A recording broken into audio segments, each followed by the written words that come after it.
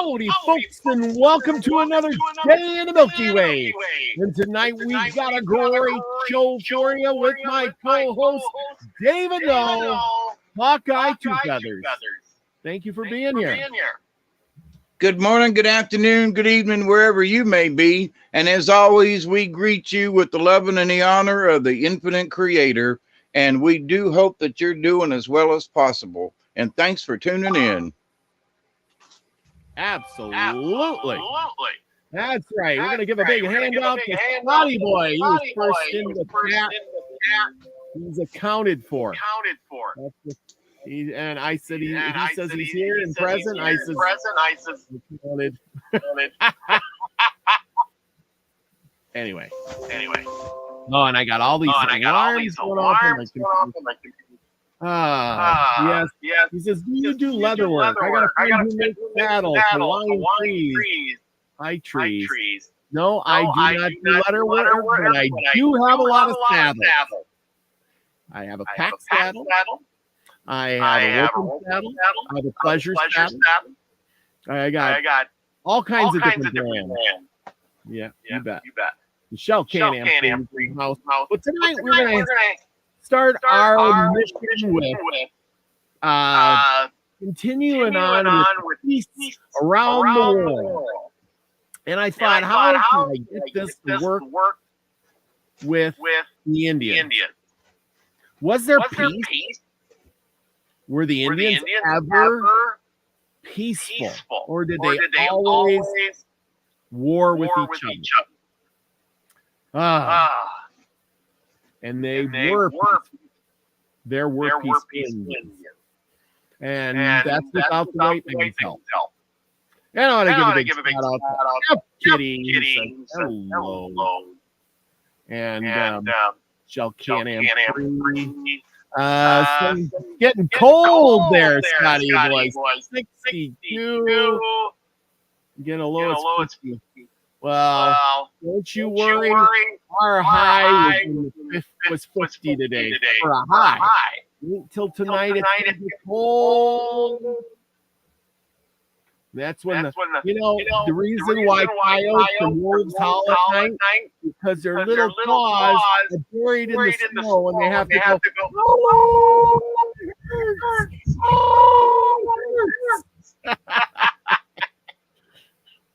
Oh, you're here. I thought it was just me. David, shut your phone. Oh, wait a minute. I can hear. There we go. Did that fix the echo? Does anybody else hear the echo now? Or is the echo fixed? I know that echo's in my head too. I can hear it. It's just running. And tonight, I got some really crazy tea here. Oh, thank you, F. Kitty. You are so sweet. Thank you. Much better. I like that. Okay, echo gone. Hey, Scotty boy. Echo is gone. We are back in business now. It's not my fault. It is Chrome. Chrome gave an announcement. It says that my co-host is using Chrome with an Android phone, which has a glitch in it that makes an echo.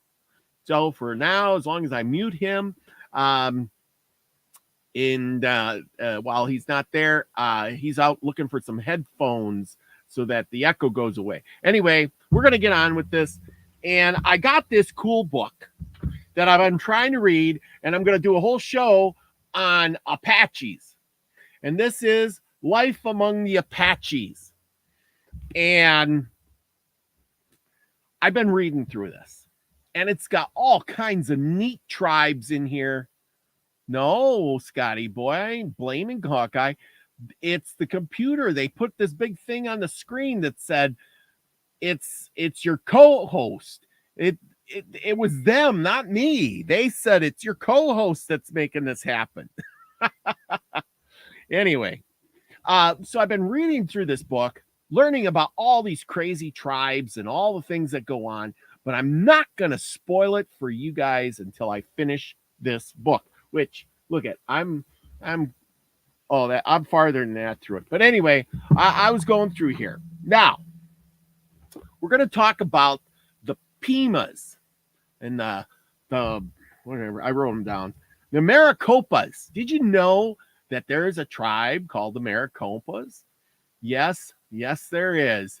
And the Pimas, or the Pimos, as they called them in this book. They called them Pimos, and I looked it up and I couldn't find Pimos because you know what? They didn't quite exist. They only existed in this book because they were Pimas now. It has changed. So, because it's changed, we are going to go and we're going to give you a little history of the Pimas. And, oh, come on, Scotty boy. It's okay. But we're going to go to this. I got to shrink this and shrink that before I shut something off here. Share screen as usual. So I got something to show you guys because who doesn't want to have stuff shown? And there we go. Ta-da! Look at, I can do that too. See what I did? Anyway, who are the Pimas? The Pimas are North American Indians who traditionally lived along the Guiana Salt Rivers in Arizona and in one core area of the prehistoric Hokum culture. The Pima who speak to the Uto-Aztecian language. They call themselves the river people. They're usually considered to be the descendants of the Hokum. I think I'm pronouncing that right. And if I'm not, well, too bad. Like their presumed ancestors, the Pima are traditionally sedimentary farmers who lived in one-room houses and utilized the rivers for irrigation. Some hunting and gathering were done to supplement the diet. And in drought years, they looking for a glass of water, but they couldn't find one. They were some hunt. Okay. Some drought years, which occurred on the average of 1 year in 5. Crop failures made hunting and gathering the sole mode of subsistence. Such during these years, jackrabbits and mesquite beans became the group's dietary supplements. Of course, when they started looking at each other, they looked pretty good to themselves, too, I suppose. You know, hey, that guy over there is looking pretty tasty. No, I'm just kidding. They were peaceful people. Okay.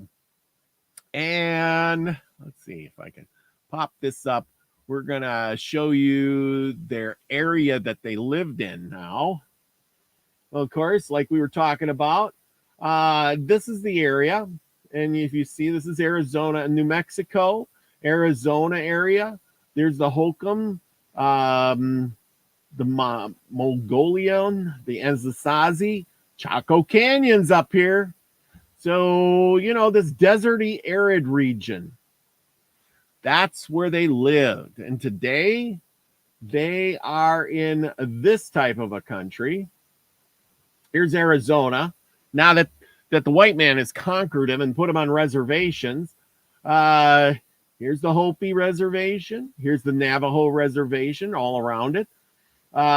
This is the Apaches, the San Carlos, the White Mountain Apache, the Tonto, one down here, the Gaia River right here, the Gaia River, Tonto Apache, Yavapatsy near Prescott, yeah, the Yapapai, and so forth, the Mohave.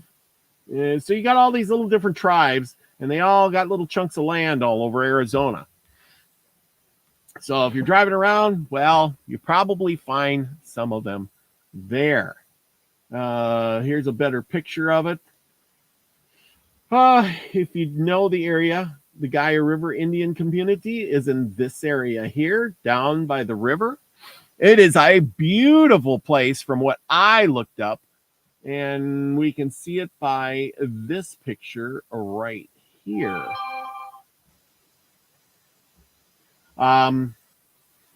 Isn't that beautiful? Beautiful place to live. Yep. I'd love to be there too. Anyway, who were these Pima Indians? And who were the Maricopas? Okay, we're going to start with one or the other. Well, let's see. Here we go. Oop, not that one. We're going to go with these people. These are the Pima Indians from pictures long ago. Now we're going to get into some with the pictures. Look at the guy. He's got this real long hair with it all tangled up into a bun. The girls got short hair to the shoulders, and the boys have long hair.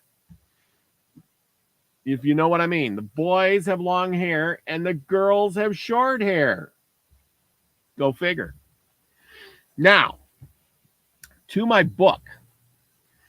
Okay, so I'm reading through this book, and I come across this thing, and the guy is talking about different Indian tribes. And along the way, he says he calls them the Pimos, but they're the Pima. And the Pimos have never, ever been the most friendly to Americans. And I have yet to learn of a single instance in which they have ever harmed a white man, he says. These Indians are not nomads. Their villages have remained in the same localities for hundreds of years, as their country affords no game. So, what I'm trying to say, and this is what I'm getting at, this here is Wikipedia, and it's saying that they hunted a lot of game. Now, this is why we do not take Wikipedia, and if anybody agrees with me, this is why we don't take Wikipedia for the truth. Go study, look things up, and find it somewhere else, because Wikipedia, they navigate through the truth. Put it that way. This book was wrote in the 1800s. So I count this book to be more reliable. So they are by no means warlike. They're not a warlike tribe. They maintain themselves in comfort and abundance by tilling the ground and limit their warlike prosperities to punishing the raids made upon them by other tribes. These Pimos profess to have originally come from the far south. Well, they're the descendants of the Holcomb. They say in here, now I'm going to prove something to you. If they're descendants of the Holcomb, where the Holcomb are here, and they are here. So they didn't come from the south, they came from the west. No, so Wikipedia's wrong again. Okay, these Pimos profess they originally came from the south. According to their tradition, their forefathers were driven from their native land many centuries ago and sought an asylum by coming northwards. They professed to have crossed the shore through Sonora and finally settled on the Gahala, about 20 miles east of the eastern limit of the Great Gahala Bend, where the river makes a detour to the north of nearly 90 miles. And after sweeping around the base of the range of mountains, resumes its original course westward. Here, they were visited by the Jesuit missionaries. Well, them darn Jesuits are always getting into everything, aren't they? Who taught them how to till the ground and supplied them with many valuable seeds, and also instructed them in the art of preparing and weaving cotton. A Pimo cotton blanket will last for years and is really a very handsome and credible affair. The men never cut their hair. Did you get that? They never cut their hair. How crazy is that? Now let's go back to this picture. Here they are. The men never cut their... Look at how long his hair... And it's so long he had to put it in a bun down here. But wear it in massive pallets and folds, which frequently descend to their calves and their legs. The front hair is cut even with the eyebrows. Look at that, just like in the book. The women wear their hair short and are not permitted to have it more than 8 or 9 inches in length. They are a robust and well-formed race, and not at all revengeful, but exceedingly superstitious. They never cross a black cat's path, and they throw salt over their shoulder every chance they get. No, I'm just kidding. Other tribes, they are hospitable, chatty, and exceedingly proud of their purity of their blood. Living in the closest amenity with them are the Maricopas, Indians who, like the Pimos, claim to be direct descendants from Montezuma. And we know who Montezuma. Montezuma was an Aztec. Montezuma was an Aztec. And let me shrink that and enlarge this one. And let's see. But different from the essentially in their language. They differ in language. Get that. Laws, habits, and manners, and religious ceremonies. The Maricopa tradition, as given me by Juan Jose, a chief of some importance in former times, and subsequently confirmed by Juan Chavera, whatever his name is, the present head chief of the tribe, is to the following effect. About 100 years ago, the Yumas, the Copas, and the Maricopas composed one tribe, known as the Coca Maricopa tribe. That sounds like a dance. Coco, Capana, Coco Maricopa tribe. Yeah. Where is that guy when we need him? He died just recently. They occupied the country about the head of the Gulf of California, and for some distance up the Colorado River. At the time, a dispute occurred, and what is now known as the Copath tribe split off, and the secessionists were permitted to go in peace. This pacific policy soon forward induced the party, now known as the Maricopas, to secede also, but this deflection incurred the severe displeasure and hostility of the remainder, who now form the Yuma tribe. Many singularities conflicts ensued when the Yumas succeeded in obtaining the aid of the Copas, and together they gradually forced the Maricopas up the Colorado River until the Gahala was reached. Knowing that the country to the north was occupied by the Mohavs, a large and warlike tribe, the retreating Maricopas turned their steps eastward and followed the windings of the Gahala River, pursued by their relentless enemies until they reached the Great Gahala Bend. That is this thing, right? The Gahala Bend. And that's right there. The Great Bend. Their spies were sent across the desert and returned with intelligence that they had met a tribe living on the constructed and comfortable houses, cultivating the land, well-clothed, numerous, and apparently happy. The council was called, and it was agreed to send an embassy to the Pimos to negotiate a defensive and offensive alliance, and with the request that the Pimos would parcel out to them a suitable amount of land for their occupation. After much delay and with true Indian circumspection, it was agreed that the Maricopas should inhabit certain lands of the Pimos, but it was made an agreement that the newcomers must forever renounce their warlike and hunting prosperities and dedicate themselves to tillage. For, said the Pimos, we have no hunting grounds.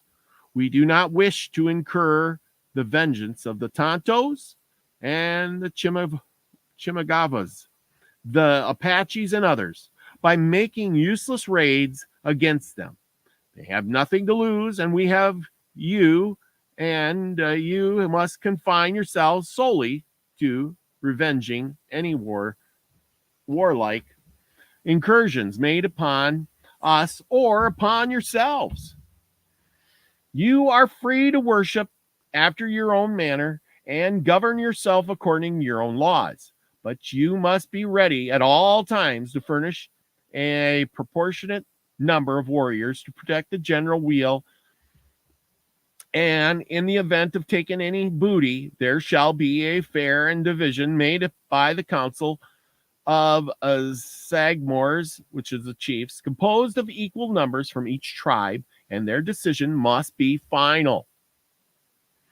These equitable and generous terms were accepted by the Maricopas, who immediately occupied a portion of the Pimo tribe and initiated them in construction of their dwellings and the cultivation of land, being supplied with seeds from the Pimos. In this manner, the two tribes have continued together for 100 years. Yet, as an instance of their particularly with which the Indian will cling to his own particular tribe and customs, although many of them have intermarried, and their villages are never more than 2 miles apart, and in some cases not more than 400 yards. To this day, they cannot converse with each other unless through an interpreter. Their laws, religion, manners, ceremonies, and language remain quite as distinct as on the day they sought the Pimo alliance. Here we find no difference of color or diversity of pursuit. There is no clashing element, no cause for disordinate controversy or contention.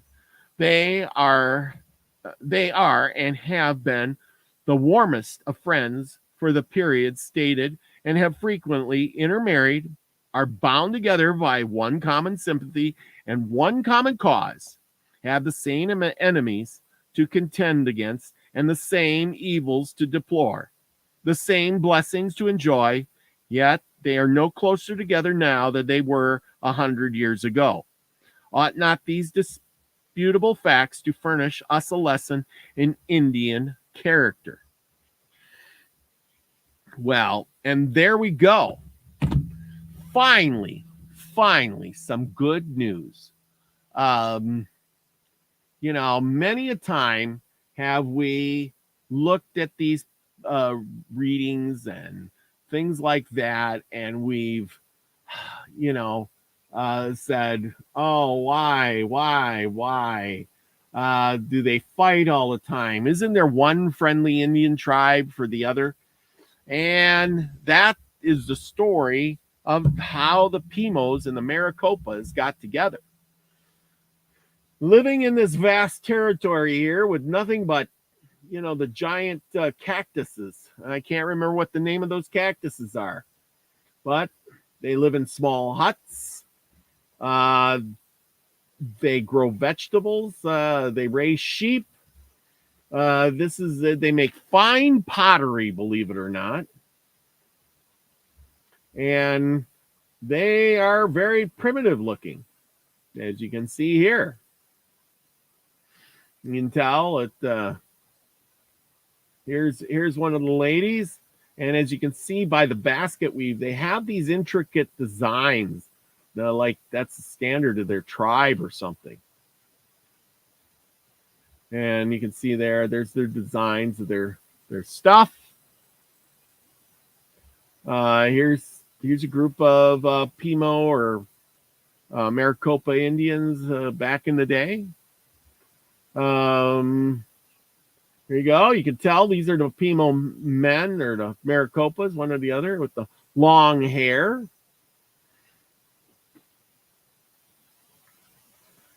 Back to their village. Farmers. Nothing to raid on a farmer. You see, it's Scotty Boy is right. It is proof Different cultures can live together in peace and still living in their own traditions. That is so well said. Thank you, Scotty Bay, for that.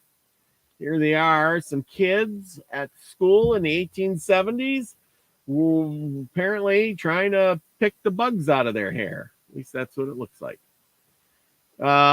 This is what their homes would have looked like back in the day. You can see it's kind of like one of them dome hut homes that we see so very much often. Here's the where they would be living down this area, their community. I hope you all enjoy this. Here we go. The Maricopas of the America. This is a Wikipedia thing again. Now, from what we've learned, here's what a Wikipedia says. The Maricopa of the American explorers of the 19th century, referred to in Spanish accounts as the Coco Maricopa and the Opa, at this time consisted of descendants of 5, possibly 6, originally independent river Yuma tribes. The Maricopa, the Pipasha, speaking original Pipashash, together with the Hoyagabaham and the Kaladum and the Opa P whatever Niha, as well as the Delta Yuma Kopaha, speaking Yadawaki Mana Mai, and the Kulahaniwa and the Kanahawa. I can say it good. And since the 19th century, the two originally, the Delta Yuma Kopaha, speaking Yanakawa Hamawi, and the Kumahonawani and the Kahawa, lived together with 4 Maricopa Pashaha, speaking Pashaha. Okay, we get the drift, so I'm going to just move on. Formerly consisted of small, I just like to say those names. They're fun. They formerly consisted of small groups of people who lived together generations along the banks of the Colorado River. In the 16th century, they migrated to an area around the Gahiala River to avoid attacks by the Quinchen and the Mohave peoples. During the 1840s, epidemics of new infectious diseases took a toll on the tribe. In 1825, a party of American trappers, James, Ohio, Patty, among them, massacred a group of 200 Maricopa in a revenge for an earlier attack. That's right. Yep, they attacked him and his group, and then he went ahead and killed 200 of them, because that's the American way. No, I'm just kidding. It's that is just vengeful. I'm sure they didn't come in and kill 200 trappers or white men. They came in and probably stole some food because they were hungry, because they're living in cactus country. In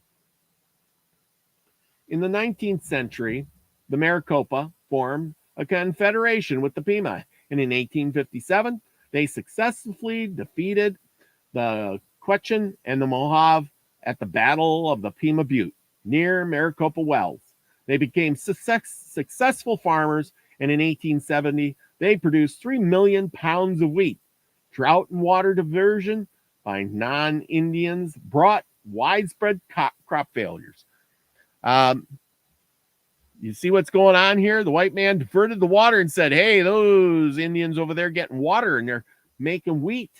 We're going to divert the water for our cows and our small wading pools because we want to cool our feet in the sand.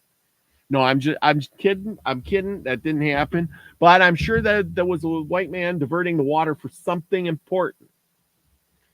Although I don't know what it would be. In the 19th century and 20th century, the Bureau of Indian Affairs implemented policies to try to assimilate the Maricopa into mainstream European American society, and they brought Presbyterian ministers. Oh, you gotta love it when they bring the church in.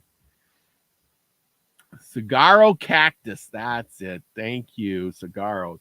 Anyway, they brought Presbyterian ministries into the communities, and in 1914, the U.S. federal government broke up communal tribal land holdings for distribution to the American people. How do you like that?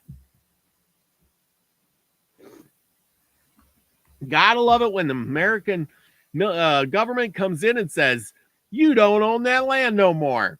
We do. and we're going to give it to whoever we want. So, now that I've blown that all out of the water, their language is the dialects of Maricopa and Copaha language.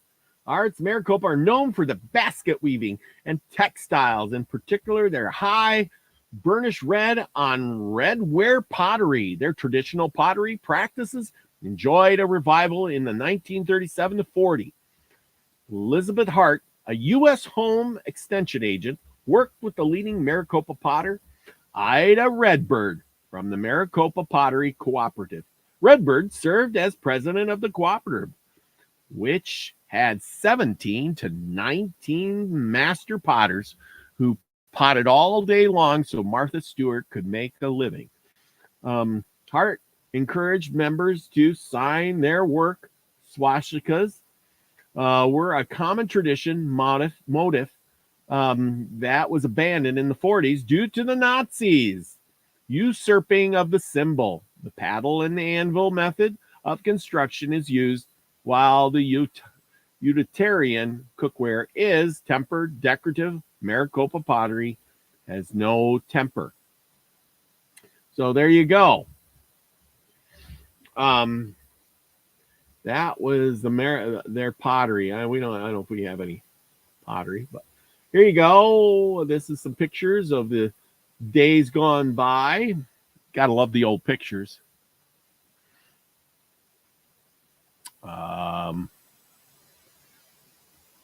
And here's that map of the tribes. You know, they even have a Tonto tribe. Well, he got along with the Lone Ranger. And there's some of the pottery. You can see she's wearing it on her head. And apparently they fix up their faces. And here's a... Oh, yeah. I'm just giving you a little bit of what goes on. Pretty fierce looking warriors. Got his club in his hand. Notice these guys don't have bows and arrows with them. Oh, there you go. I spoke too soon. Now remember, he's not got a lot of clothes on because why? He lives in the desert. A desert dweller would probably not have a lot of clothes. Like I said, here's a home. This would be a good home to live in the desert with because it would be cool in the summer and warm in the winter. And now we're making these earth homes now, which look kind of like that. So we're not going forward in the world. They were way ahead of us. That's all I can say. And here's one of them giant cactuses that is called a, what is it called? Oh, saguaro. The saguaro cactus. And boy, did they make them big in the day. Weren't they huge? That thing's got to be 20, 30 foot tall. Yeah. That must have took 100 years to grow that thing. Of course, somebody probably came and cut them all down. That's what I would say. And, of course, they got their big bowls, and they're probably picking up food or scavenging the countryside for what they can find.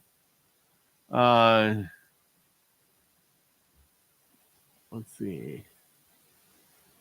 And they carry the stuff on the top of their head. And here you go. Pima Maricopa Indian Community. And I think that is it for those. Yeah, I already got that. Oh, come on.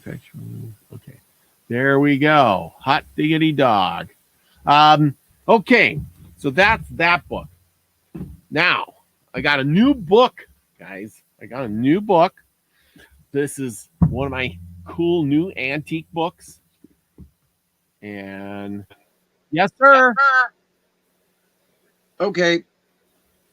What was the dates? How old, far back is was that information? 1800s. Yes, this book was from the mid 1800s, 1850 or so. Okay.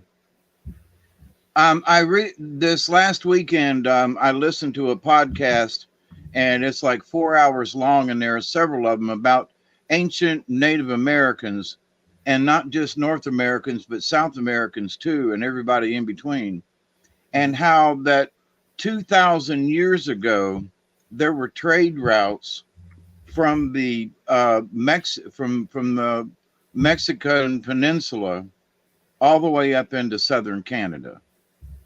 And so you and I have talked about it, but they were like more specific. They were like, how do you think seashells that are native to the Gulf of Mexico made it to Michigan?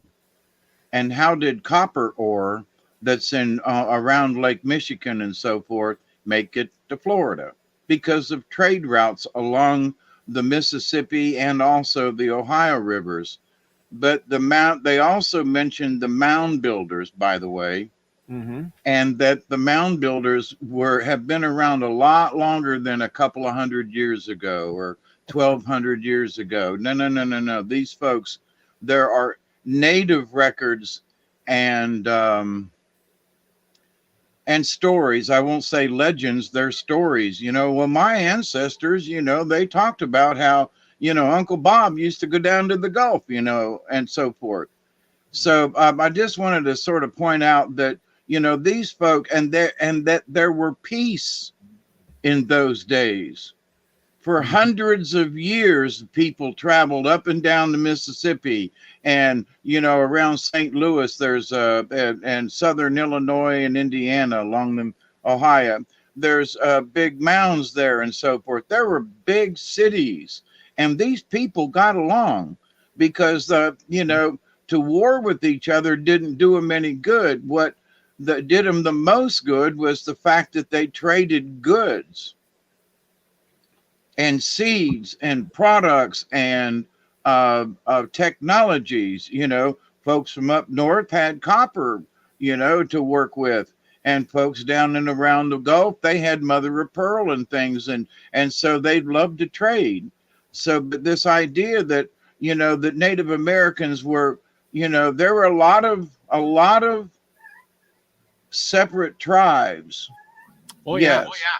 And a lot of different languages, yes, but they all had a common language, was sign language, and that they, for probably 2,000 years before the white man showed up, they'd been trading along these trade routes all along and peaceably. So I just wanted to throw that in there.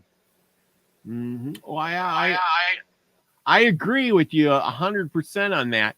Remember, a few episodes back, I talked about the Romans and how they said that they knew the land over here had people and cities with millions of people in it and giants. Remember that? Right, exactly. So the church knew that there was cities with millions of people over here doing trading. And when Europe was, broke down, they knew when the church got into power that they didn't want to come over here where things were good. And there was lots of trading and, the people, there was power, millions of people. I mean, that's intimidating in itself. Right. And the fact is, and that it went all the way up into Canada, and the upper peninsula of Michigan, and so there were so many different cultures and exchanges in that. So there were cultures from the Navajo ended up with the Iroquois, and there was things with the Seminole that were ended up in, with the Blackfoot. Mhm. And just amazing how much trade they actually did, and that there was a lot less warring going on than people want to give these, the native folk. And that goes all the way down in with the Incas and everything, and to look at the Incas along, from northern South America all the way down to Argentina and to Chile and everything. I mean, that was controlled by, one tribe of peoples, if you will, one race. And took up most of of South America, and that most of the time, they went in, and people who didn't agree with them, they, killed them or whatever, and made sure that they, folks agreed with them. But most of the time, people got along once the initial war and went away. So for 1,000 years, people, and there are still trade routes along in South America, along in the Andes and so forth. Well, so the trade routes are still going on, at least in South America. But, there's trade routes still going on along the Mississippi. It's just not, quote, native folks doing it. But but anyway, I think it's too easy for people to push off that the native folks weren't very smart. They didn't do much trading, and it wasn't just a couple of 100 years ago. It's a couple of 1,000 years ago. So thank you. I'll be quiet now. Well, I want to add to that. Now, remember when Cortez and all those guys came over, De Soto and stuff, they came over and they went through with their troops, and they were describing cities of thousands of people. When they went to the Incan cities, when they went to the Aztec cities, Tecalon or whatever, and captured Montezuma and stuff like that, though there was hundreds of thousands of people there, beautiful cities with roads and pyramids and all kinds of stuff going on, hundreds of people in the streets trading with food and things like that. And you could get pretty, the descriptions. I read the descriptions on here. You could get anything you wanted at those trades, at the markets and things like that.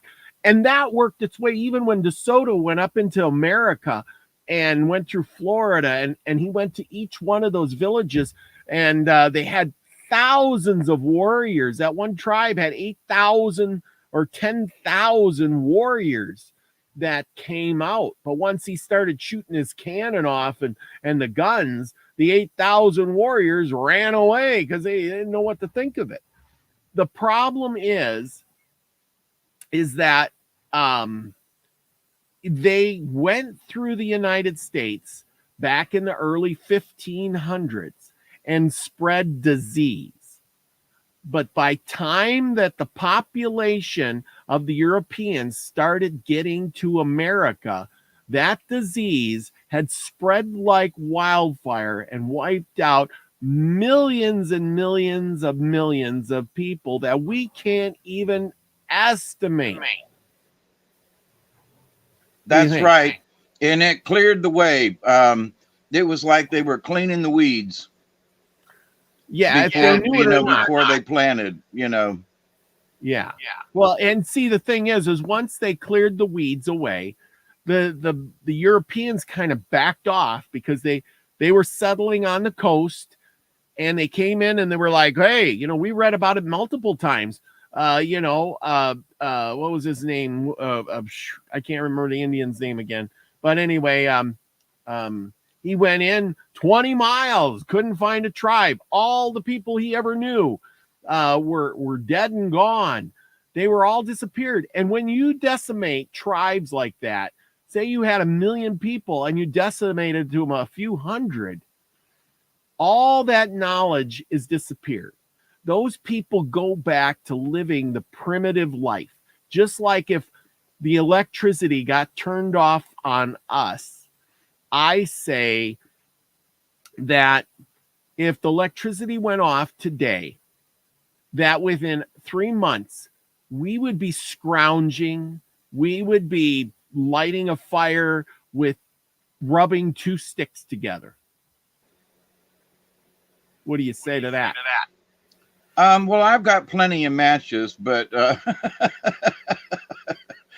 some people.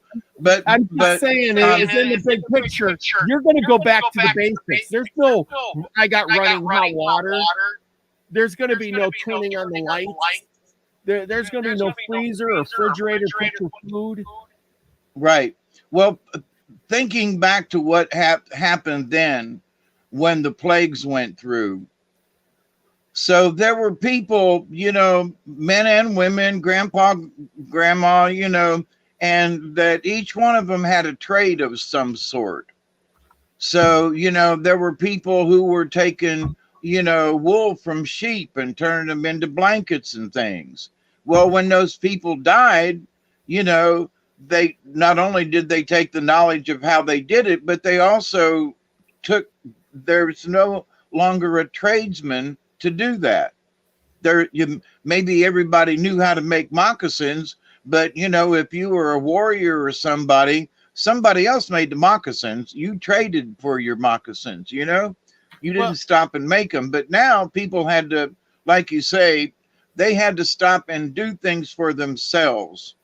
So think of, and thinking about how much trade there was up along, you know, all the way down through Mexico City and all the way down, that so you lose 1 million people along the way, maybe not all in one spot, but all along the trade route, you've lost 1 million people.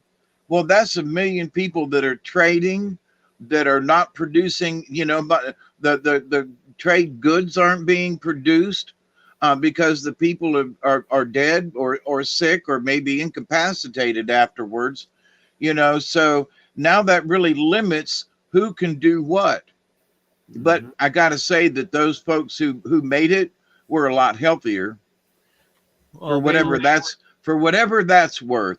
But so trade and business and so when the plague went through in the Americas, it absolutely affected everything from north to south. Absolutely. Well, and I agree with that. And that's the same thing here. You, me, we all go off to do a job. We know our job. You push a button, you make a thing. You're an engineer, you're an electrician. It doesn't matter what you do. You're doing that job. That's what you know how to do. But you don't make your shoes or your shirt or your clothes or build your house. You don't put in the wiring or do the plumbing or drill your well. Or maybe you do a few of those things, but you don't do it all. You don't make the steel for the roof of your house or the shingles. You get some, you go and buy them. You do the trading. When, you know, like you said, when those people who know how to do those things are gone, you got to get on the ball, get out there, and start learning how to do those things on your own. Right. And a lot of times you don't have the time because now you have become the primary source and you have become the hunter-gatherer. And so where there were lots of people who were hunter-gatherers and farmers, they're all gone now. So now you have to hunt and gather and also make your own stuff, and also tan your own hides, and also defend yourself if need be. And so, you know, all of a sudden, what the talents that were spread out over the peoples of the different tribes is now condensed upon only a few people. I got an idea, and I want to put this out to you. Now, we know that there were big groups of people before the Europeans landed on the shores. There had to have been, to build those big mounds, the cities, etc., etc., etc. Now, these people were eating and hunting, and they were probably growing food, because when you have a population like that, you couldn't go out and just shoot yourself a deer, because we know by studying the Nagasets and all those tribes that were up in the Iroquois and stuff, when the Pilgrims landed, they were hunting for food in a hard way too. They were starving most of the time too. They weren't eating like high off the hog. They had hundreds of people to feed. And so my thought is that these people were growing food when they got millions to feed. Now, here's the problem. If this happened, maybe even not that long ago, like say in the 1500s, that wiped them out, and then they had to go back to the basics. They lost all that knowledge. They would have changed their culture a lot, because look at what happened to the cultures when the horse came into view. The cultures that were not doing so well got a horse, and then their culture started doing really well just by adding one element to their lives, the horse. You add the horse and your tribe starts to explode. Your population explodes because you can get more food. You can hunt the buffalo easier. You can conquer your enemies easier, only by adding the horse. You see what I'm saying? Right. Agreed. But here's something too, that 2,000 years ago, there was supposedly a race of small horses in the United States and in the Americas. And also there's the donkey and the burro, right? So, and there are other different kinds. There are goats for pack animals and so forth. So they might not have been riding these critters, but they could use them for pack animals, and they did. But think about this. How much would it take to feed 100 people? So one deer is going to be eaten. So, and you've got all these people. So think about the volume of food for 1,000 people every day. Yeah. Yes. And so here's the thing, that they keep spouting off that the native folks were hunter-gatherers, and I got to call BS on that, because they had to been had domesticated critters, because they couldn't have fed, they could have hunted and hunted and hunted and hunted, but for 1,000 people, to feed 1,000 people, that's a lot of hunting. So they had to have been gardening. They had to have been domesticating some kind of goats or something in order to keep a continuous, food, And so now you talk about 10,000 people. They gotta be farming. They have to be. Hunter-gatherer does not fit. Oh, there were 10,000 people in this community, and they were all hunter-gatherers. Bullskeet. Well, I totally agree. And the thing is when you got, you're right. They were growing vegetables and food. And when the first American or the Europeans came over here to settle, they found farm fields that hadn't been cultivated for a long time, and they took over those fields. Here's okay. You live in Georgia, right? Where things grow you know how things grow. If you get a tree growing in 20, 30, 40 years, it's huge, right? Okay. That's right. Okay, now, what happens if that land has been sitting idle for, say, 200 years? How many trees are you going to have? A decent amount. And what size are those trees going to be? Well, I can tell you because I've been here on my place for 40 years this year. And there are many trees up here on the hill that came in at around that time because it was a wheat field when I bought the place. So I bought the place in 82 and moved on it in 84. So then small trees started to grow. And now 40 years later, I've got a forest up here on the hill. So some of these trees I can't put my arms around. And then there are some trees right next to them that are a lot smaller. But at any rate, there's 40, 50 trees up there on the hill. Okay, so you made my point. My point is that after about 40 or 50, say, like I said, even 100 years, those trees would be so big that when the Pilgrims or the Europeans got here and they went out there and they said, oh, you know, we're going to grow some crops here. We're going to have to cut down hundreds and hundreds of acres of trees that are bigger than you could put your arm around. And then we're going to pull those stumps out with some horses or mules.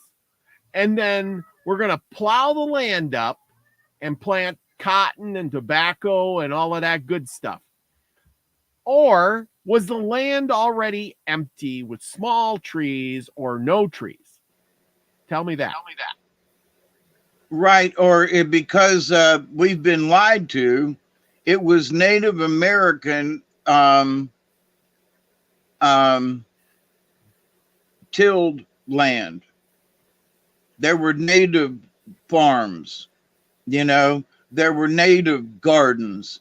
And so don't know how big they were, but, you know, they were tilling the land and working it because they had to. They had to have enough food to feed themselves, let alone the Pilgrims.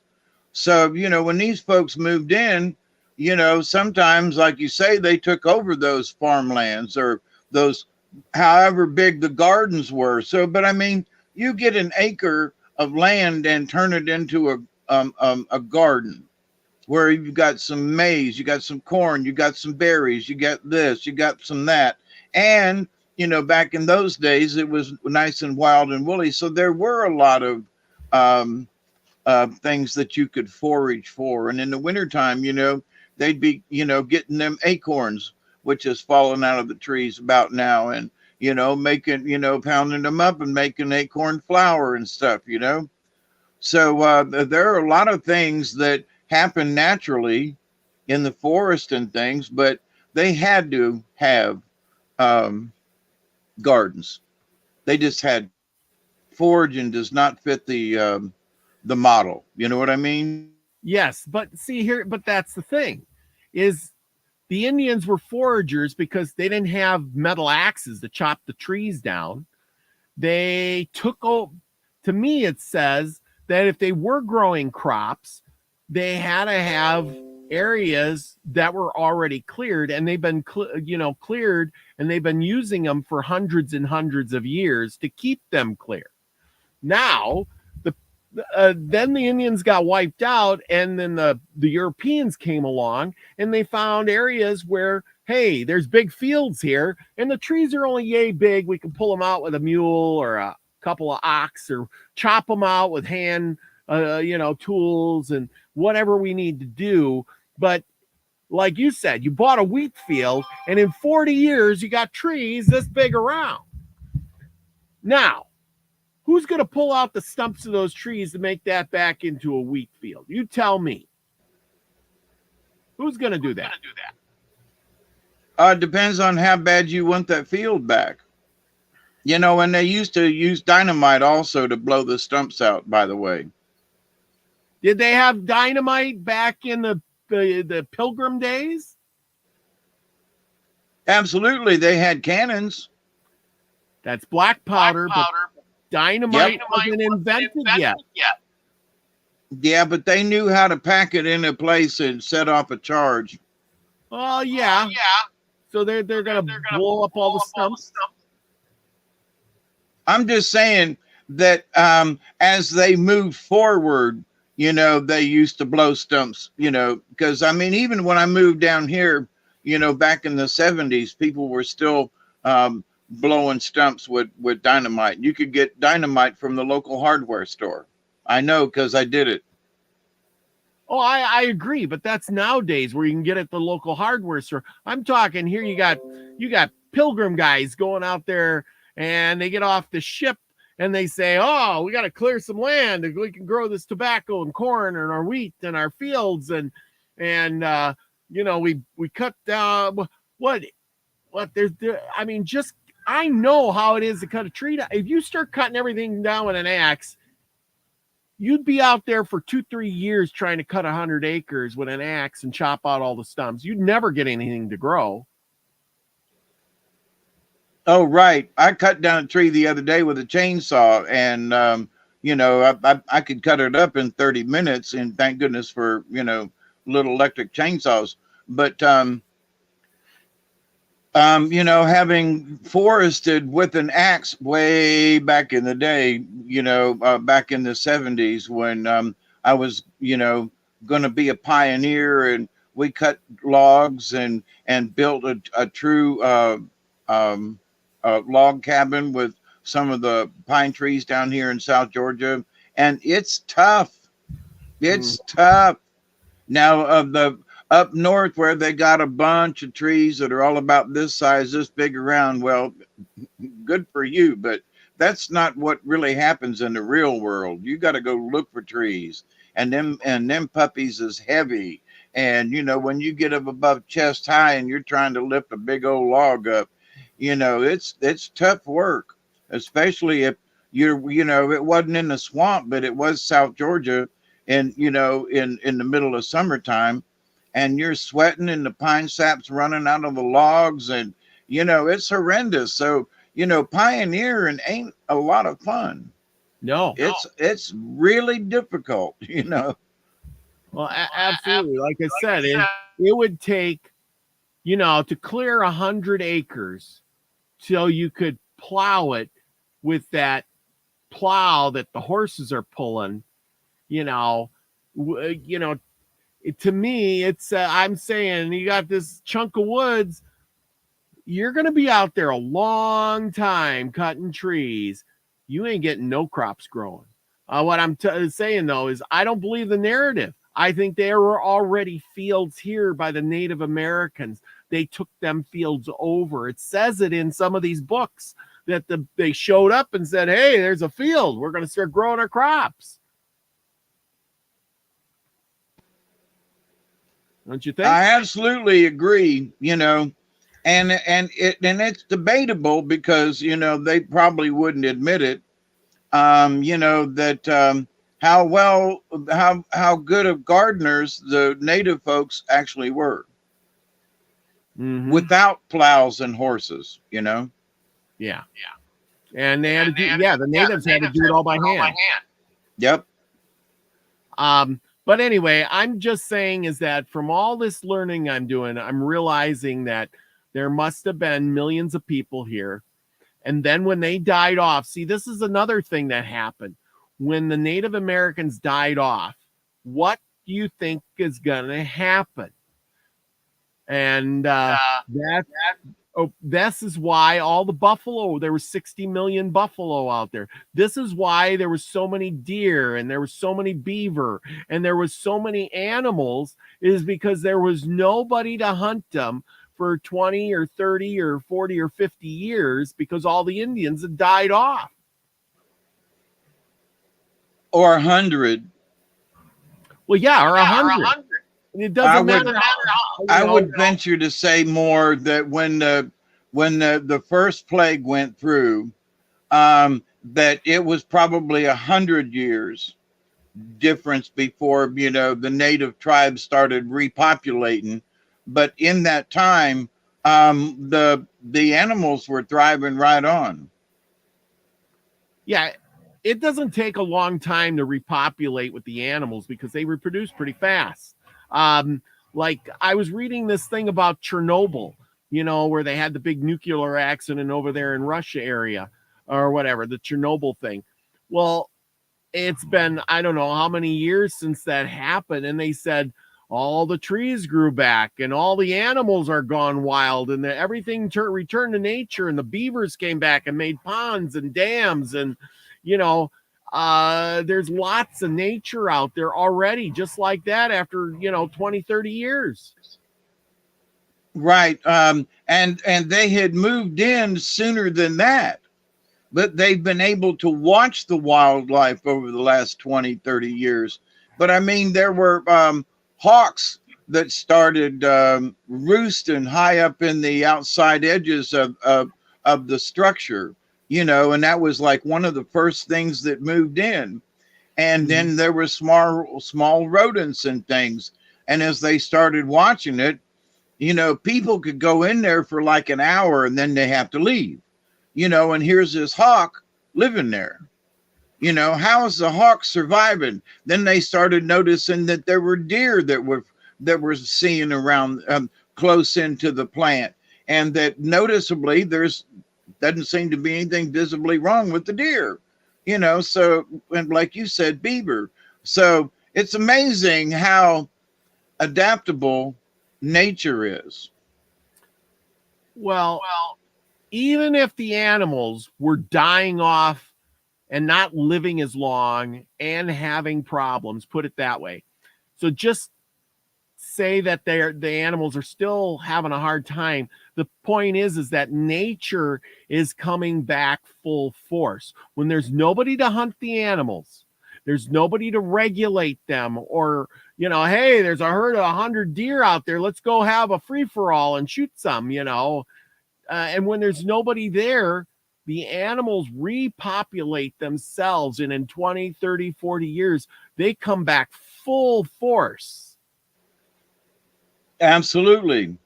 And that's what I'm trying to say, is that like you said, if the Indians were decimated and 100 years later, the Europeans showed up on the shores, they would have said, wow, look at all the deer. Look at all the buffalo. Holy cow, there's 60 million buffalo out here. Where'd they all come from?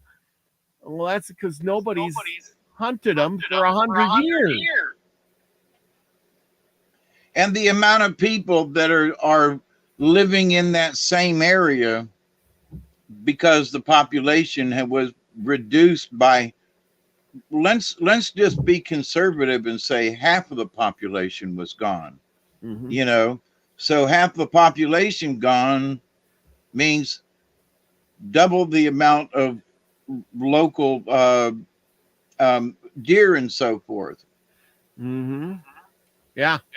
And exactly. It wasn't until the white man got here that they started trapping beaver and so forth to sell, and they also started, trapping more and shooting more deer because they were selling the hides. So, the decimation of the eastern seaboard of elk and so forth, and I'm supposing even some moose and things and the beaver and the deer, and so forth, had less to do with food and more to do with commerce. Yes. I'm here's the thing. If the U.S. population was decimated to 100,000, I'm just saying 100,000 people, the animals would start repopulating themselves. There would be, moose coming down from the north, and they would be into, the lower states, and the elk would be moving around, and the buffalo would repopulate themselves, and all those things. The deer would come back.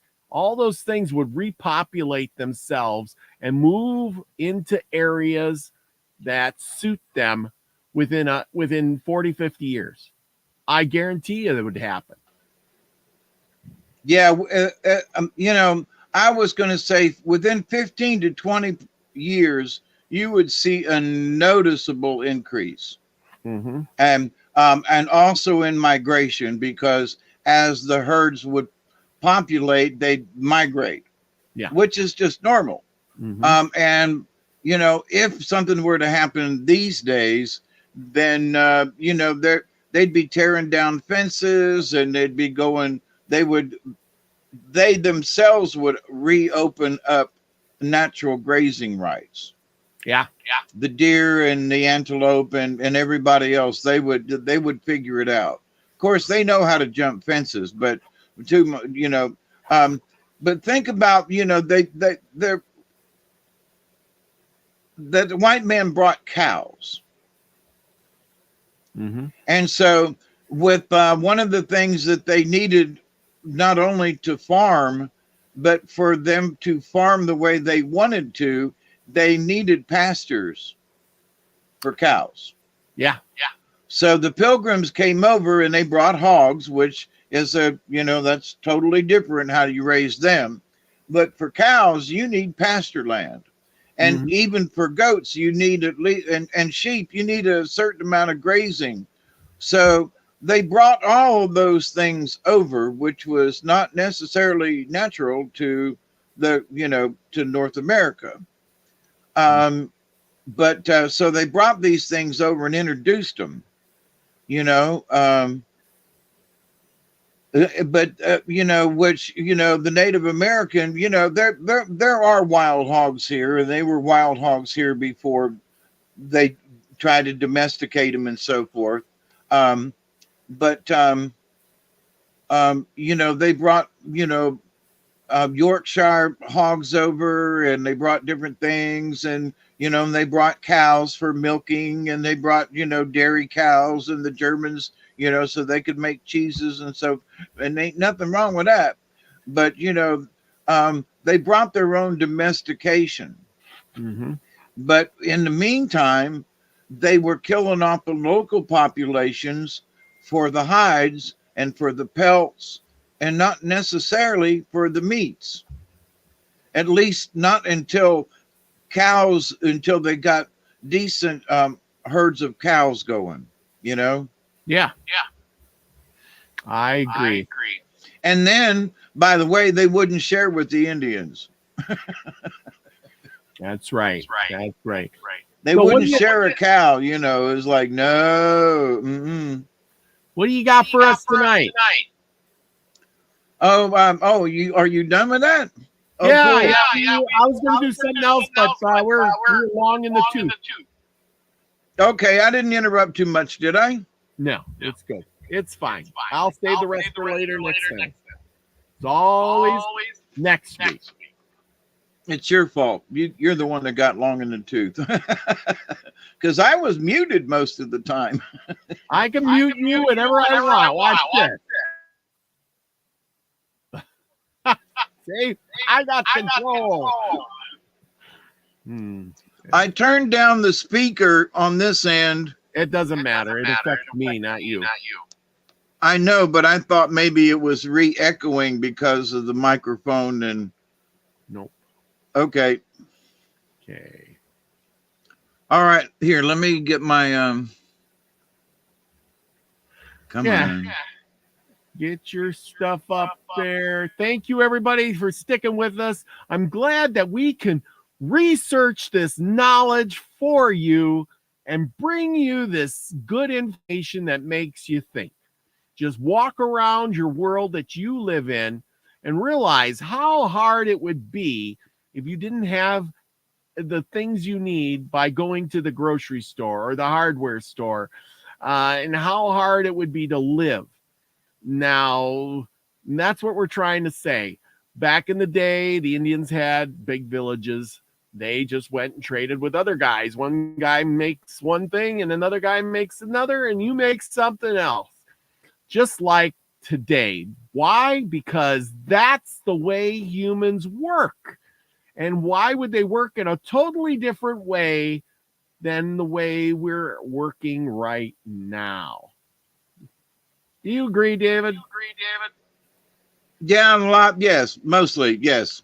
The thing, and also too, it's like it's easier for 10 people to go out and work a field than it is for 2 people to go out and work a field.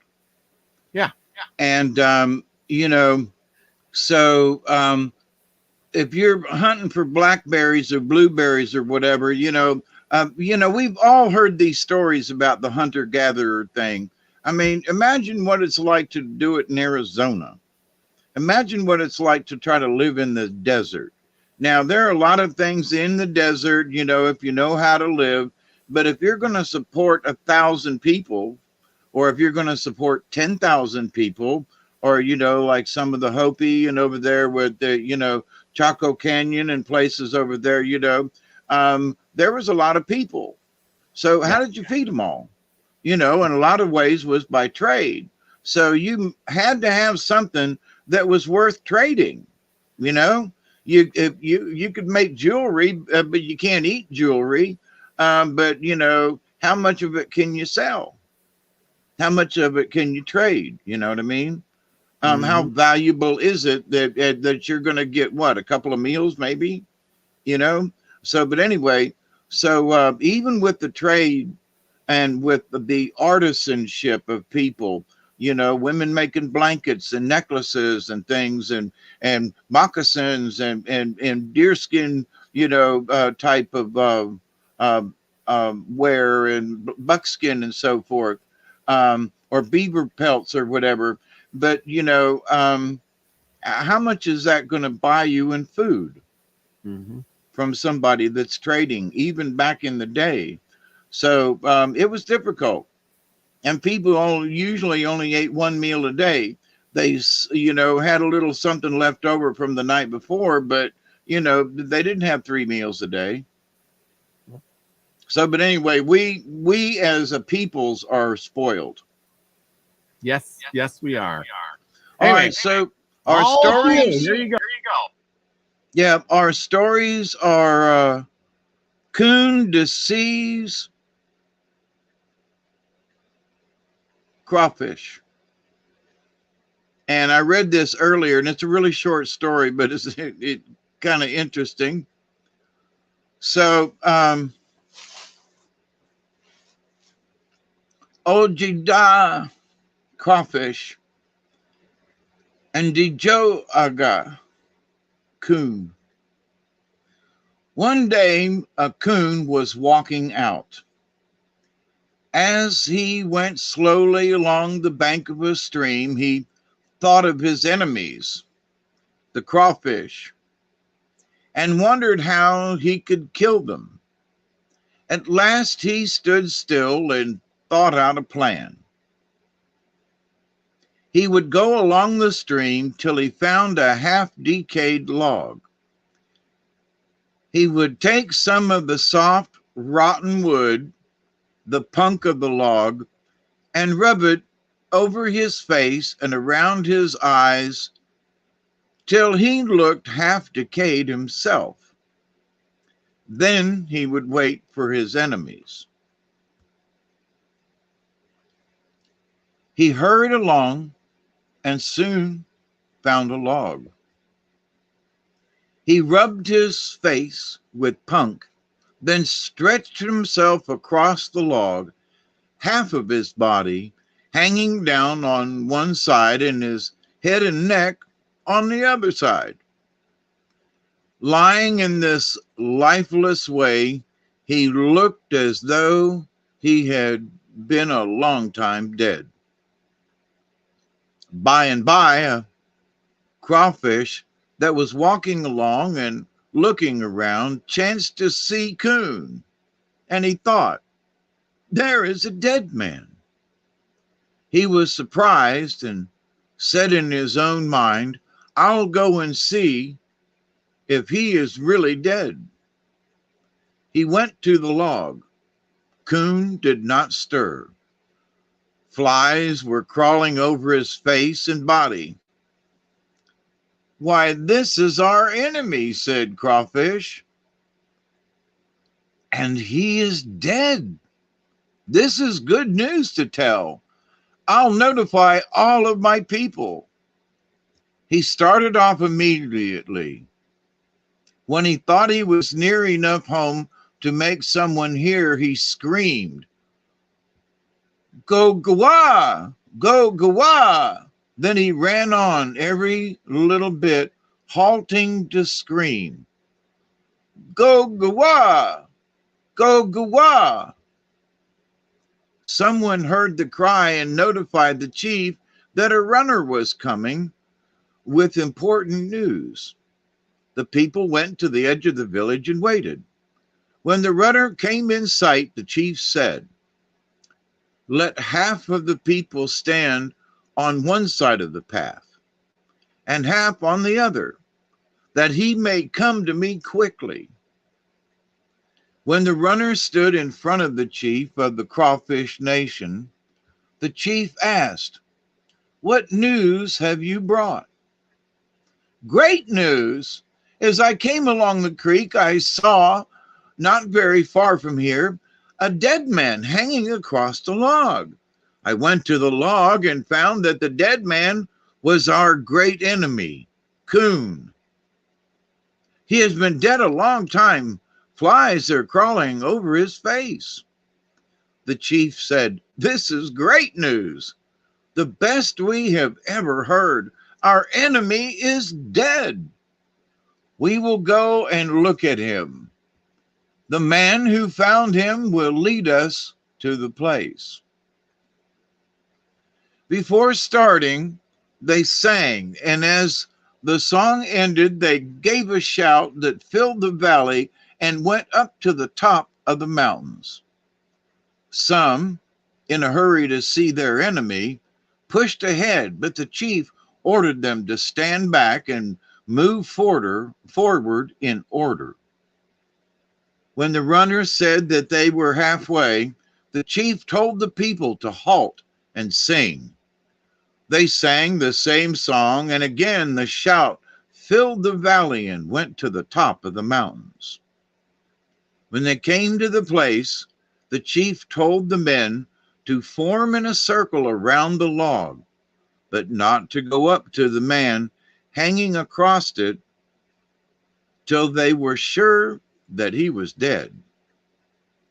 After a while, each man said to the chief, "He is dead and has been for a long time." The chief said, "This is the best thing that has ever happened, but we must be perfectly sure that Coon is dead. We will sing and shout, and then the bravest man among us will go up to the body, reach into the mouth, and if possible, pull out the heart. Then we shall know that our enemy is dead." At the end of the song and the shout, a man went up and put his hand into Coon's mouth, but he sprang back with a cry and looked as though he were frightened and wanted to run away. When they asked, "What is the matter?" he said, "Coon is alive." The men called him a liar and said, "You want to fool us? Coon is half rotten, and you say he is alive?" The chief called on another man, whom he said always told the truth. The people sang and shouted. Then the man stepped boldly up to the body, but he sprang back. The chief and the people were astonished when the man said, "Coon is alive." There the body hung, head down. No one had seen it move, and the face was black. The chief called out a third man, the best man in the Crawfish Nation. The people sang and shouted. Then the man went up to the body. He had just reached out to touch it when the coon sprang up and, dashing in among his enemies, began to fight them. He pulled out their arms, pounded their heads, and killed them. Of all the Crawfish Nation, only one man escaped. That one found himself alone on a high hill and, not knowing which way to go, was terribly frightened. "I shall die," thought Crawfish, For how can I get back to the water? I shall die here alone. He crawled along slowly, for he was weak and thirsty. At last he saw a tree.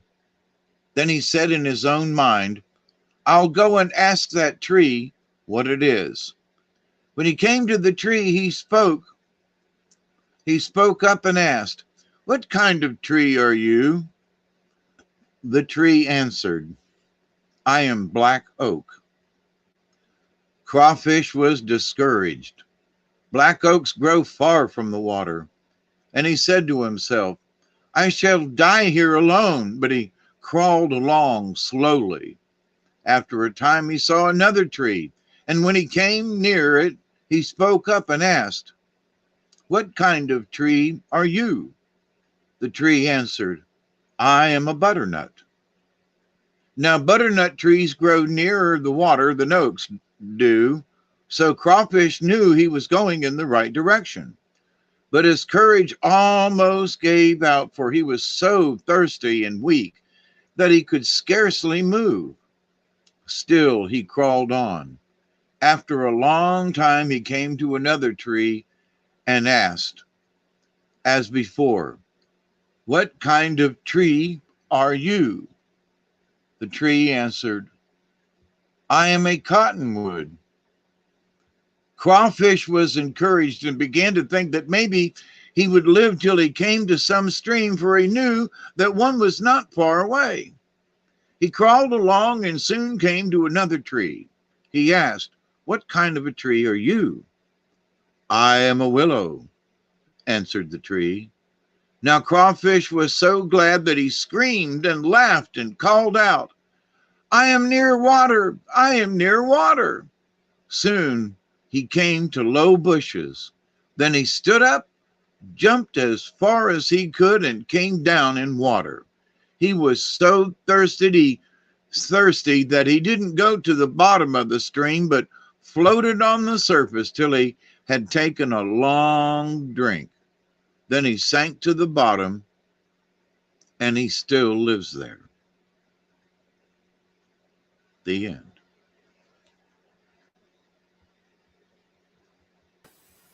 Oh, that's another good one. Yeah, not too long. How are we on time?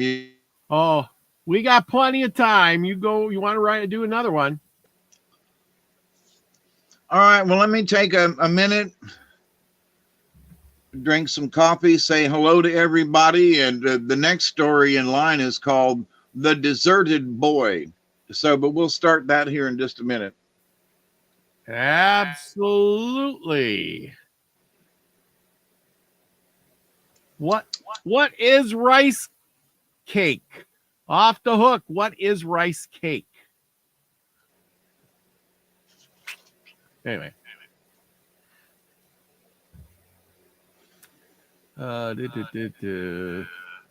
Anyway. We're doing fine on time. We're good. We got a half hour left, and you can read this story and still pull a card. Yep. Okie dokie. No problem. I'm just resting my voice for a second, and yeah, it's that time of the year where I got my tea and hot cocoa mix out already. Hold that thought. I'm gonna go let Duggar in.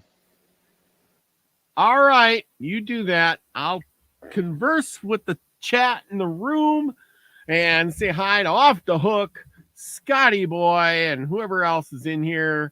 F Kitty, thank you for all the comments and chatting and whatever. You guys are so smart. I think you're right on board with me. Elderberry's in the house. He's got crazy deer around his place. But anyway, there's no smarter crowd than the one I have here. Michelle Can-Am Free, did you make it home already? I hope you did. Safe and sound. You're right here. We go. And from the Hawaiian Legends. Yes, that would be kind of cool.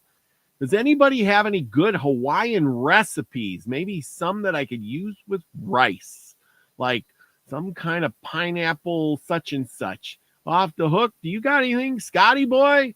What's a good Hawaiian recipe that I could cook? There is a Hawaiian chicken, but I don't know the recipe, that you can cook in a pan, and and you add your ingredients and chicken and pineapple and stuff. That I just remember it was really good. Ooh, it sounds good. But anyway, if somebody's got a good recipe, I would love to have a good Hawaiian recipe to add to my list of things that I like. So just send it to my email, milkywaysoultribe@gmail.com. And we will, I will try to make it the best I can. Who was it that was trying to get me to read this book? Forget who it was. They wanted me to read this book here, and I finally got it. It's here in my house, and The History of the American Indians by James Adar. I forget who asked me to get that book and read it. It's very interesting. Thank you. Thank you, Off the Hook. If you got a good a coconut pudding. I love coconut. We just don't have any coconuts in North Dakota, but I can buy some. Not fresh coconut, maybe.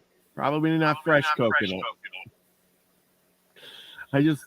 I just watched a video where the guy climbed a tree, chopped the coconut down, peeled it, chopped it in half, and water come out of it. I thought it was milk, but it was water that came out of it. What the heck? The coconut milk, and depending on the time of the year and so forth, it's like anything else that gets ripe. But it's very watery, and it just has a milky consistency. It's not milk. Oh. So having had, several coconuts in my younger days, it is very watery. Oh. So if you buy coconut milk that's like very condensed, they have condensed it. They've taken a lot of the water out of it. Yeah, because I know coconut oil is white, and coconut is white. So I thought maybe that the coconut milk would be white too. It just makes sense. It has a white consistency, but it's just very watery. That's all. It's not a thick liquid. Now, you might get it to where it's been, depending on the time of year, and it might be more watery. And if it's been more dry, then it might be more milky. You know what I mean? So, but generally, every coconut that we ever opened up, it was more watery than milky. I mean, than thick. Well, I'm going to have to go out and buy me a coconut and chop it in half. Maybe I'll have to order it off of Amazon or eBay, but it'll be fun. Eyes on it. Yeah. 3 little eyes on it. You can poke one of those and drain the milk out of it before you crack the coconut in half, so it doesn't just splatter everywhere. So look on the coconut, and it'll look like eyes in a mouth. And so you take and punch a hole in one of those and drain the milk out, by the way. Okay, I'll try it. Are you ready? Yes. Okay. The dessert. Are you queued up there, Boss Man? This is another story in the continuing saga of Seneca stories that me and our dear host have been doing for the last several months now. And we're on page 243 or something like that in this book, and there's still stories to go. So this one is entitled The Deserted Boy. When the Senecas lived at the Canandaigua, one of their medicine men notified them that something terrible was coming. Something which would cause great loss of life. The people were frightened. They quarreled with one another and became suspicious even of their children. One night, a great uproar was heard outside. The Cherokee were there. Men, women, and children sprang up and fled as fast as they could, going in every direction. Among the people of the village was a woman with a baby only 2 days old. She also ran, holding the child in her arms. After a time, she got so tired that she decided to get rid of the bundle. Coming to a tree with a hole in one side, not far from the ground, she dropped the child into the hole and ran on. In the tree, a bear lived, and as the bundle fell, the mother bear caught it. When the woman overtook her people, they asked what she had done with their child, but she made no answer.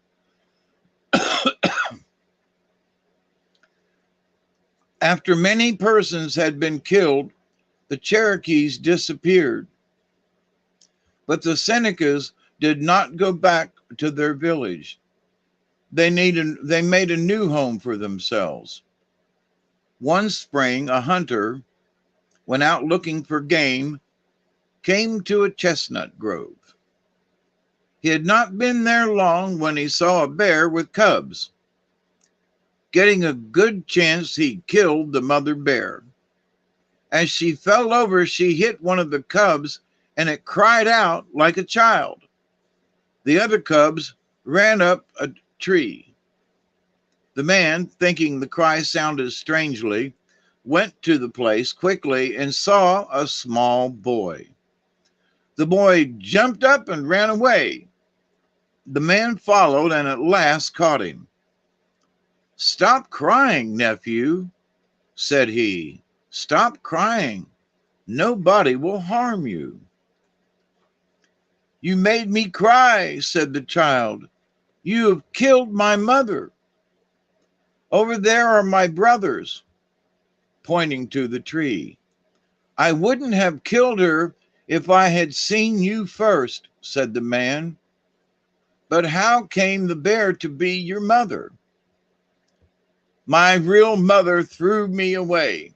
I was only 2 days old, but I remember everything. I knew my mother's mind. I was a burden to her when she was running away from someone, so she dropped me into that hollow tree over there. The bear caught me as I fell and said I could be her child and live with her cubs. She nursed me and was good to me." "I know your real mother," said the man, "but now you will be my son." The boy didn't like this, but at last he stopped crying, and the man strapped him onto his back and carried him to where a party of hunters were camped. After this, whenever the man went out to hunt, he tied the boy up so he couldn't get away. One day the child said, "Don't tie me up. I'll never leave you." He was not tied again, and as soon as he was old enough, the man let him go with him when he went out to hunt. The boy seemed to know where bears lived, but he never told his father where a mother bear was. The man had always been a poor hunter, but as soon as he found the boy, he began to have wonderful luck.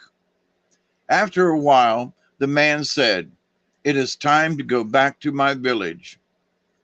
"My mother will see me and take me away from you," said the boy. "Pay no attention to her," said the man. "She threw you away." When they had been 2 days in the village, the woman heard that a certain hunter had brought home a little boy he found in the woods.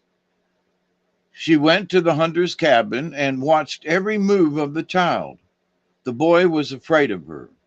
He knew her thoughts when she threw him away, and he knew them now. When she asked him who he was, he said, "This man is my father." But she decided that the boy was hers, and she began to urge him to go home with her. He wouldn't go. One day, when the woman knew the hunter was off in the woods, she went to his house and tried to catch the boy. He ran to the woods crying from fright. She followed, but after a while lost sight of him and turned back. When the hunter came home and couldn't find the child, he looked for tracks and soon discovered that the boy was running away and his mother was following him. He was sorry, for he was afraid that he would never see the child again. Then he happened to think that maybe the boy had gone to his old home in the chestnut grove. He went there and found the child. When he asked, "Why did you leave me?" the child said, "My mother tried to catch me.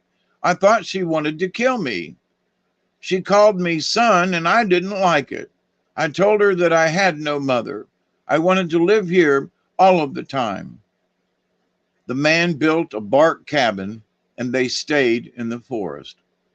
One day, the boy said, "I wish that I had a boy to play with me." The man went to the village and brought back one of his sister's boys, a child a little younger than the other boy. Now there were 3 in the house. When the man went hunting and left the boys at home, he told them not to go far from the house. But each day they ventured farther, till one day they came to a place where the leaves and grass and everything seemed to be moving. They looked closely and saw that a wide strip of land was going along as if on a river. They saw a coon going down with the stream of land. Watching it made them forget everything. But at last the elder boy said, "We must go home now. We'll come tomorrow and stay all day." The next morning, when the hunter started off, he cautioned the boys not to go far from the house, telling them that if they disobeyed him, something would happen to them. But the boys were so anxious to get to the place where they had been the day before that the man wasn't out of sight when they started. They found the moving ground. It was dry land,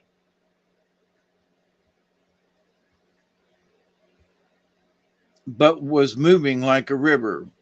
It was not wide. A person could have jumped across it. The boys saw animals on it, and they thought, "What fun! Why not try it?" They sprang on and sat down. The younger boy said, "Let's go as far as the stream goes." They laughed and had a good time. After going some distance, the younger boy said, "I'll get off and run back and come down again." It seemed to him exactly like sliding down a hill. As he got on again, his companion was running up. They passed each other. This time, when they were both on, one called to the other, "Don't get off again, go to the end." Soon they came to a place where the land seemed to pass into an opening like a great door. The elder boy saw the younger go in, and he thought, "This is great fun." Then he heard a noise as if someone were killing his playmate. That minute, he went in at the door. Then he saw that it was a place to snare game, that no one could get away after coming that far. In an instant, an old man with a mallet hit the boy on the head and killed him. 2 stonecoats lived in this house, and they had such power that they could make everything come to them. Each took a boy and sat down on his own side of the fire to roast him. As the flesh began to cook, fat oozed out, fell on the fire, and sputtered. One body came out to the other. "You are burning." "Go on," said one of the stonecoats. "My game has a voice." "Go on, my game has a voice," said the other stonecoat. "This is fine. When one begins to burn, it tells the other, It's queer game that talks like this. When the bodies were sufficiently cooked, the stone coats began to eat. When they had eaten the last mouthful, and not a particle of flesh or a bone was left, they began to be in terrible pain.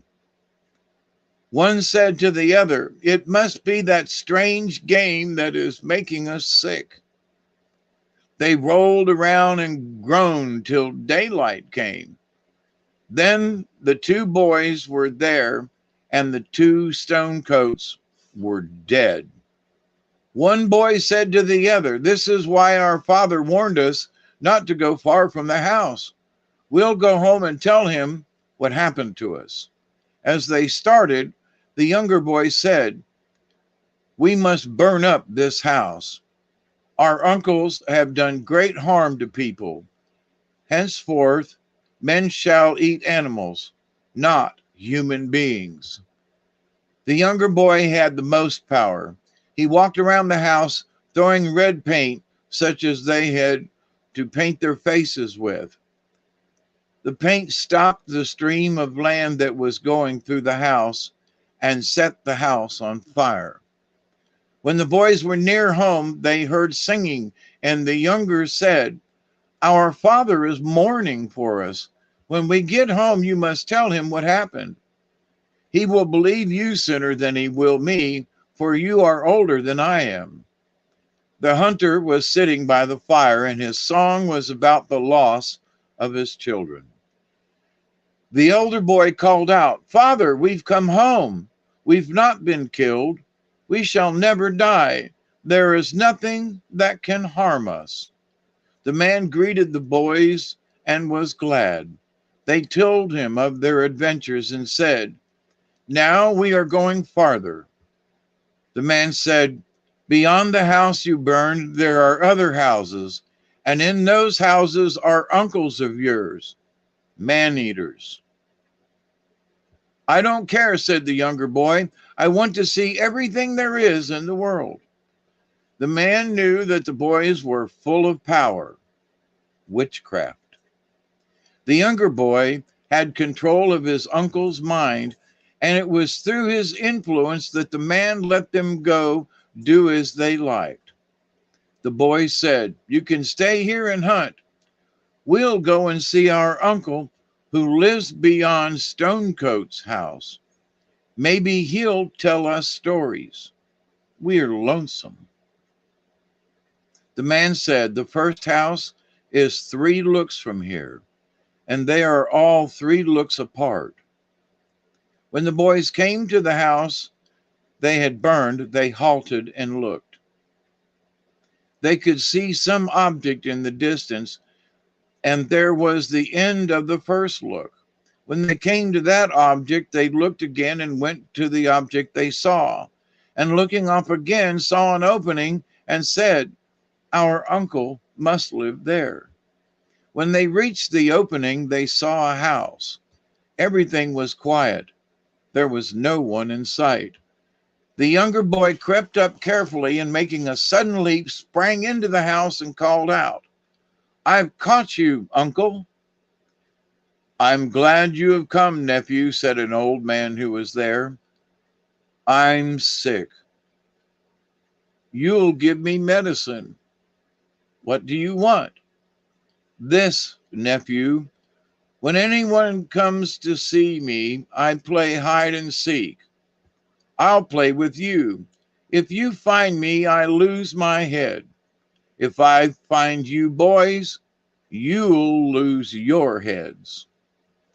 The house was empty, but the younger boy saw hanging on the post where they met in a point, a very large bag, and he thought, "My uncle will hide in that bag."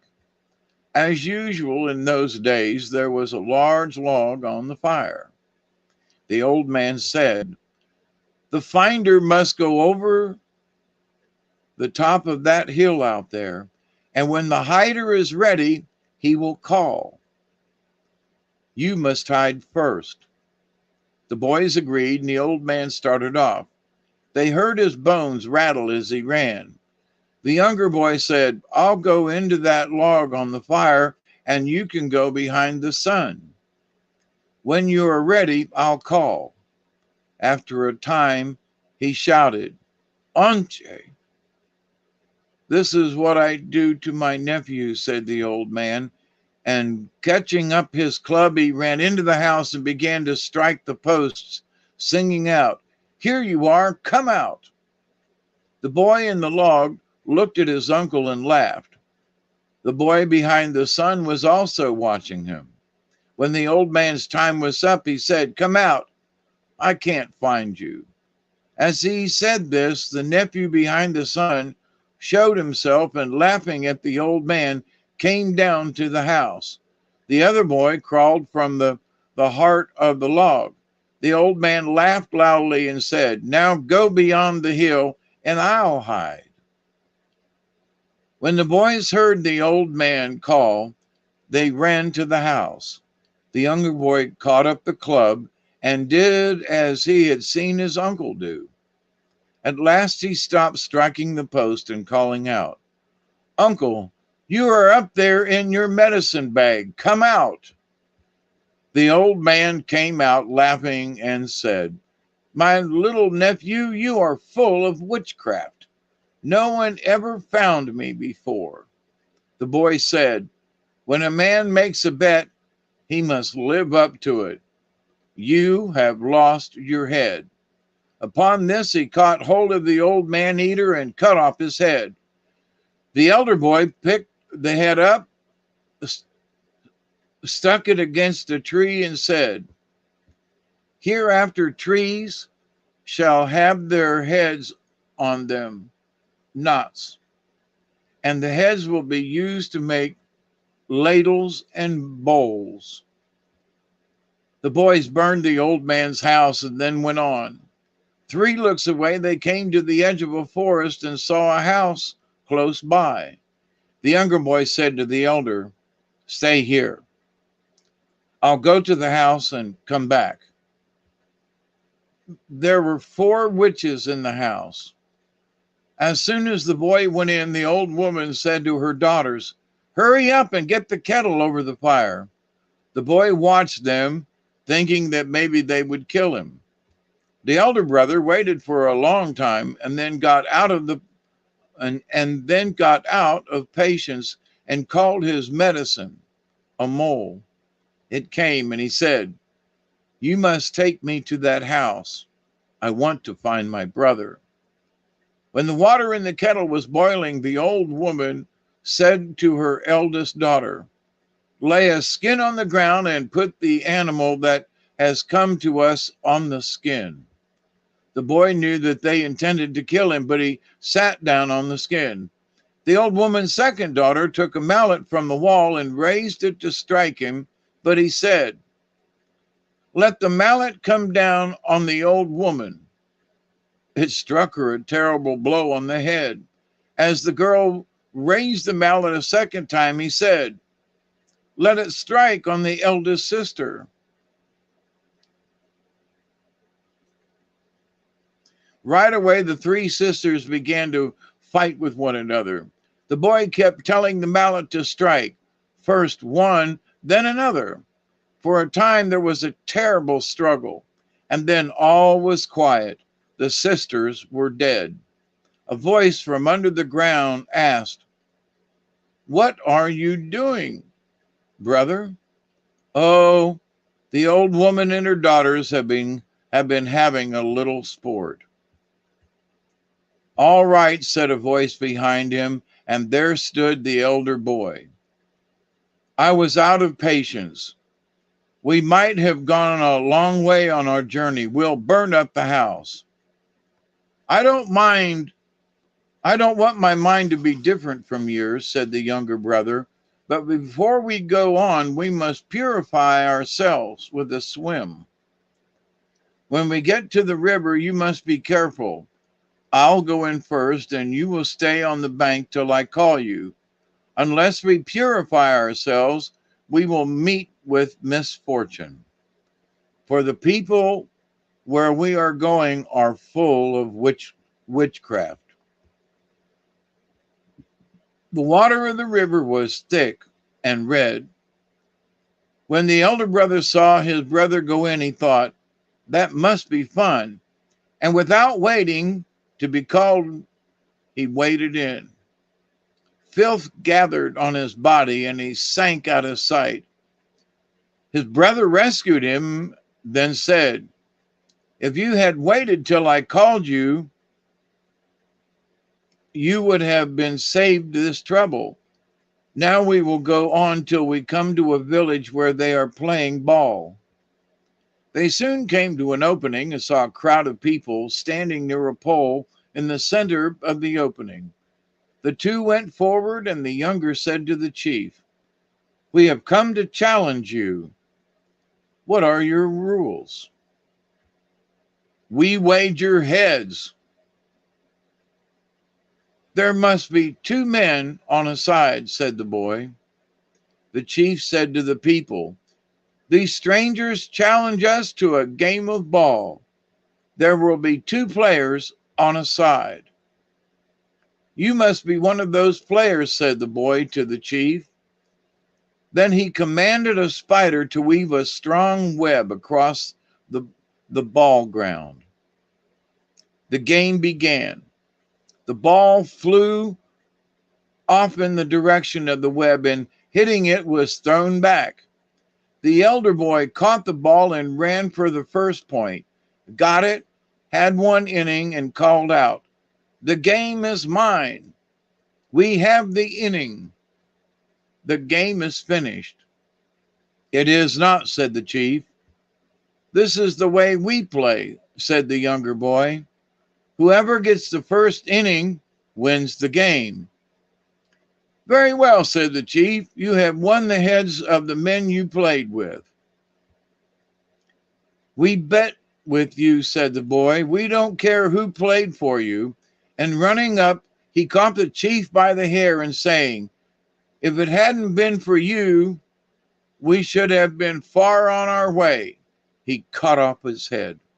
The people asked the boys to be their chief, but they said, no, our work is done. We have killed all the man-eaters. Now we are going home.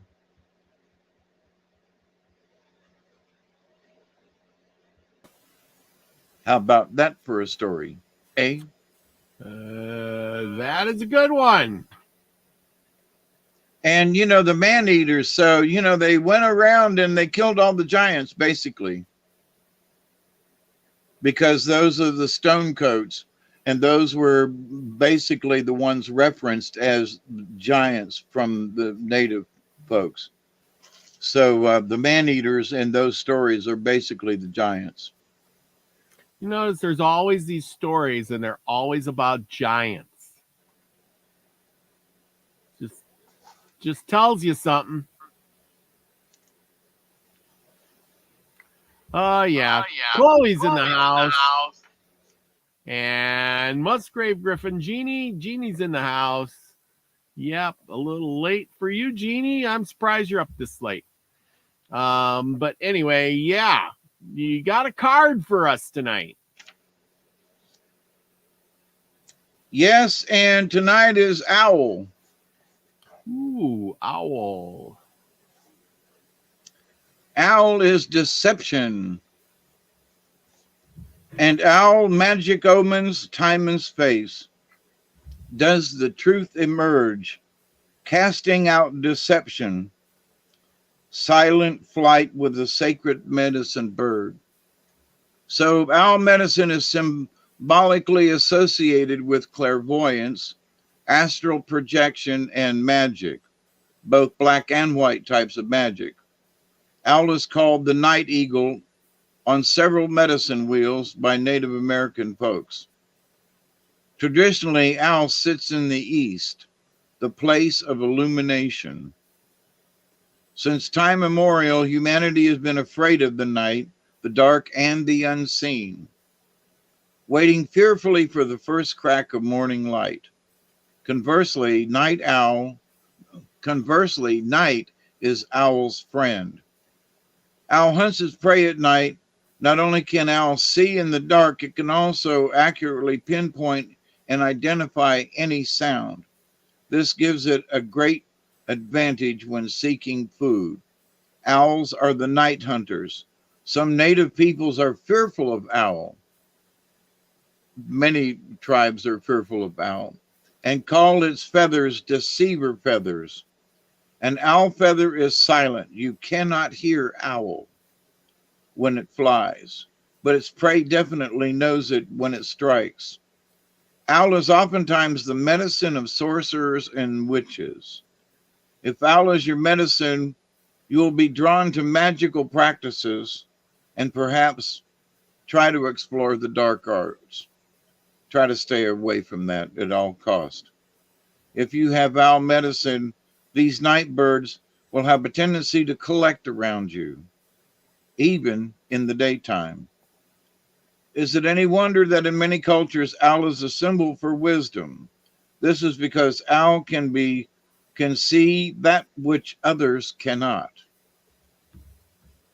So if you're wondering what's going on right now, think about owl, and they'll help you to see things that other folks can't see, which is the essence of true wisdom. When others are deceived, owl sees and knows what is there. So if you pulled the owl card, you are being asked to use your powers of keen, silent observation. And I would second that and third that.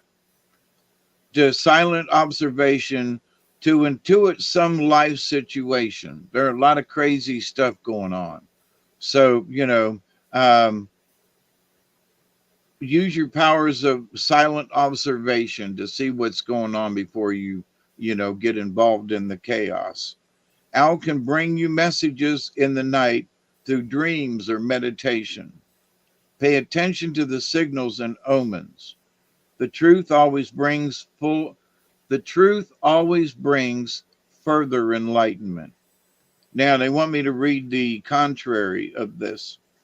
If you have owl card upside down in your cards, you have been greatly deceived by either yourself or another. Now there's a lot of deception going on with, the war and going on and this and that. There's a lot of deception going on. So perhaps witchcraft or black magic is being used against you. Well, maybe. Or maybe you're using witchcraft or sorcery. I doubt that. But Great Spirit, ask the Great Spirit for guidance during these times. The message is to befriend the darkness inside you. Look deeply, and soon the bright light of dawn will illuminate within you. Remember that we as human beings are made of light. We are electrical energy, which is light in and of itself, and we are part of the quantum mystery of life. So, keep an eye on things. Don't be deceived. I think that's a fairly decent, not just by other people, but by our government and things and stuff. Don't be deceived. Keep an eye on stuff. Great message. Great message. I love it. I want to thank you all for hanging out with us tonight. Absolutely. Thank you, everybody. I do appreciate having you on and meeting up with everybody once a week. And after 103 episodes, it still never gets boring.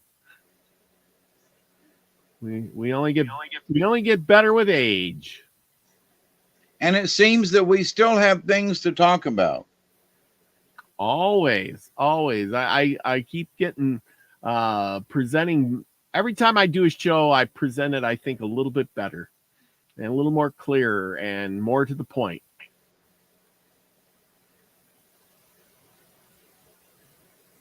Yep, I agree with you. Yep. Well, your stories get good every time too. They get a little bit better. We get good stories, and they all have a good meaning, and we learn a little bit of something from them. Yep. We learned that the giants were killed because they ate people.